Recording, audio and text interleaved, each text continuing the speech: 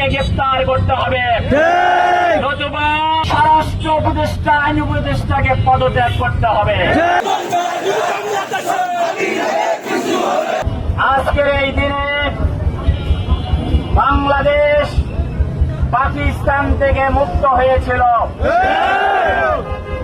আমাদের স্বাধীনতার ঘোষণা ছিল, মূল মন্ত্র ছিল বৈষম্য মুক্ত বাংলাদেশ গড়া। কিন্তু 54 বছর পেরিয়ে গেছে, বাংলাদেশ থেকে বৈষম্য দূর হয় নাই, বরং বৈষম্য আরো বেড়েছে। কাজেই এই বাংলাদেশে ৭১ পরবর্তী বাংলাদেশকে যারা বৈষম্য মুক্ত করতে পারেননি, তারা ব্যর্থ হয়েছে। আগামী দিনে তাদেরকে বয়কট করতে হবে।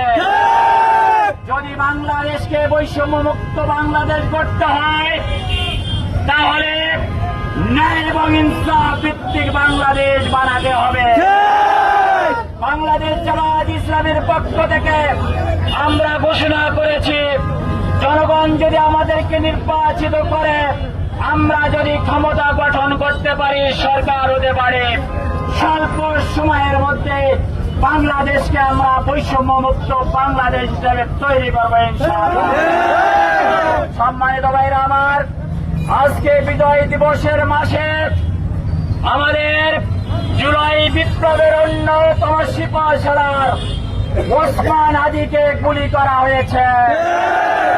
এখন পর্যন্ত দুষ্কৃতিকারীদেরকে গ্রেফতার করতে পারেনি এই সরকার। আমি মনে করি এই জায়গায় সরকার সম্পূর্ণরূপে ব্যর্থ হয়েছে।